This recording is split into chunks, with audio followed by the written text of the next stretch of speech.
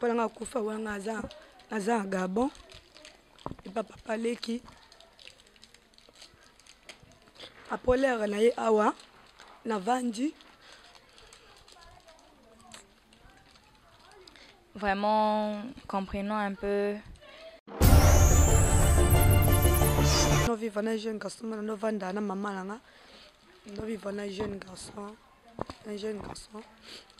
Si na yo comme na zemi, après na longue pas maman là, na ke pas maman ya maman leki. Donc moi c'est papa biso, na ke pas maman leki na biso ko vendre na mwana et na ko vendre na zemi. Si après le 8 mars.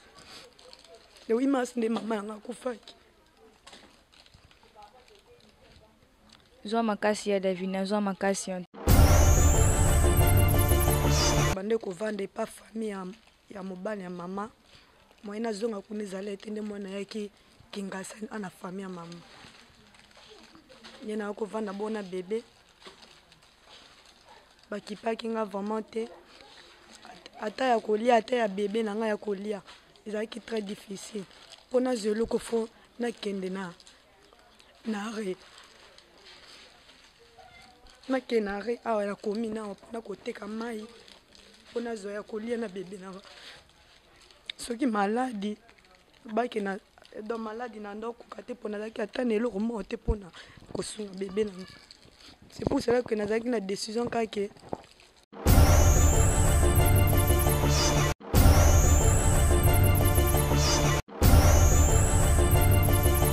Amis, coucou la famille, c'est votre chaîne YouTube que vous aimez tant, Miss Demis TV.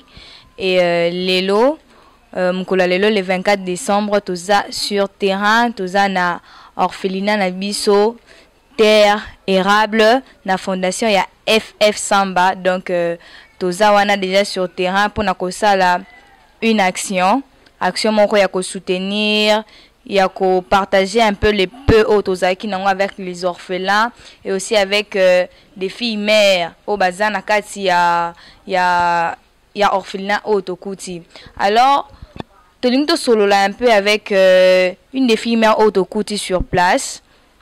J'aimerais ensemble avec vous la découvrir, toyeba kombone toyeba nini, et c'est pas ça qui n'a vine pour que aujourd'hui à se retrouver déjà na bisi. Bonjour Tantine.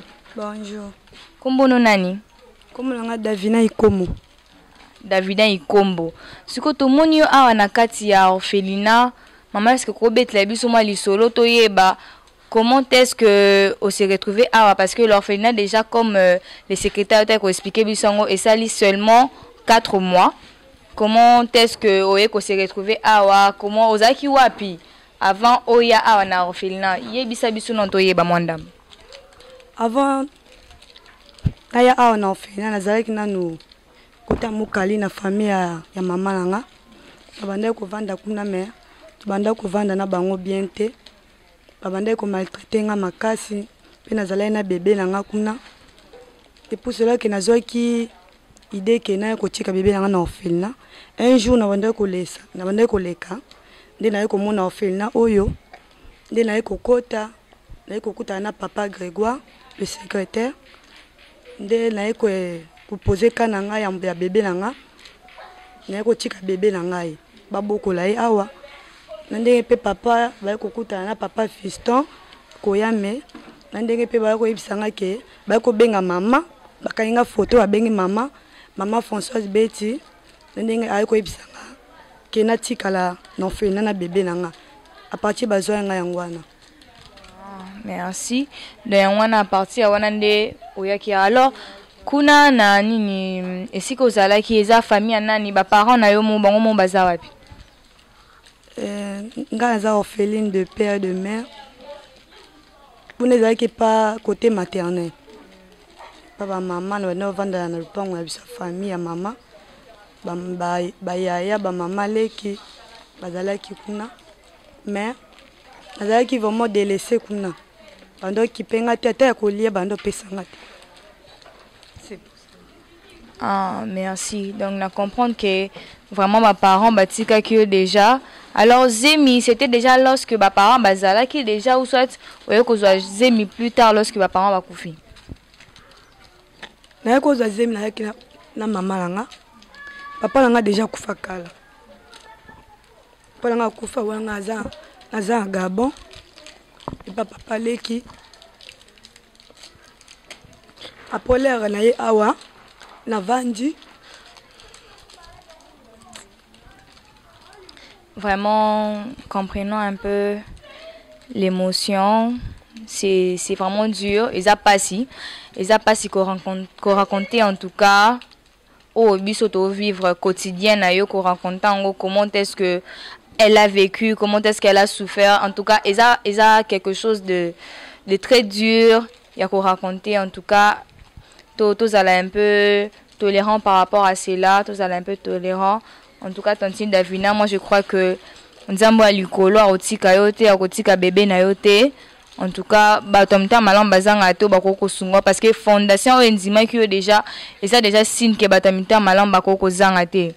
Il y a la signe que batomta malam bakoko zanga to bakoko zoya en charge, bazwa pe bébé na en charge. Je ne sais pas aux sous force wana ya ko expliquer biso moi li solo na yo vraiment pour que to ko comprendre vraiment ton histoire.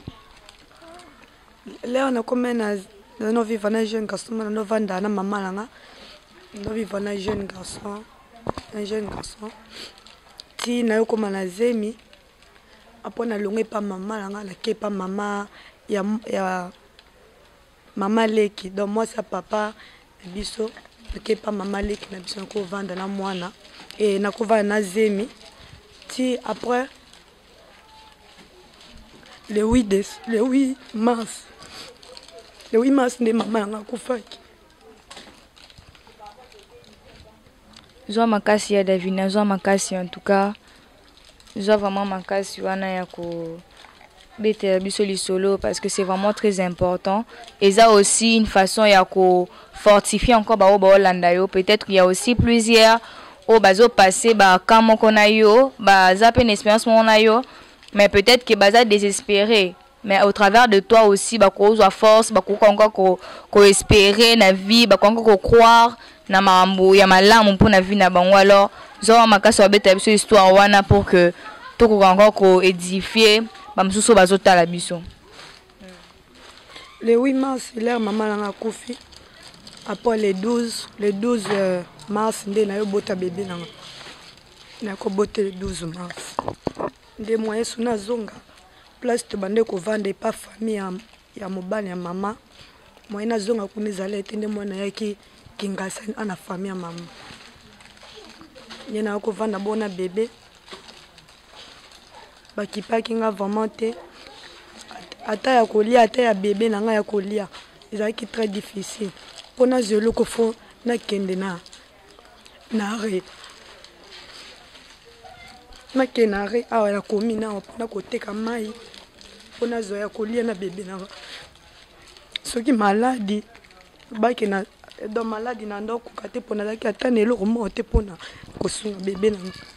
C'est pour cela que nazaki na décision kake mina boya mabe le na yoko mona ofena onde na sepeleka na chika ye awa aboko mamalamu. Donc c'est un peu ça l'histoire. Il y a ndeko na biso Davina oyo à vivre vraiment azala qui na ba parents na babotine bazala qui son père akufa déjà kala abanda kozana maman na ye un temps tanga ye kozwa zemi toujours jeune fille aye kozwa zemi maman na ye akufi le 8 mars na ndenge aye kobota bébé na ye nzamba sunga boti bébé né le 12 mars après na bate belé na ekutana orphelinat oyo parce que sika banda kozala ezalaki vraiment pas si makasi. Maintenant soko osenga nini na bato ba Holanda yo pona bakoki kosalela yo to bakosoki bakoko sunga yo.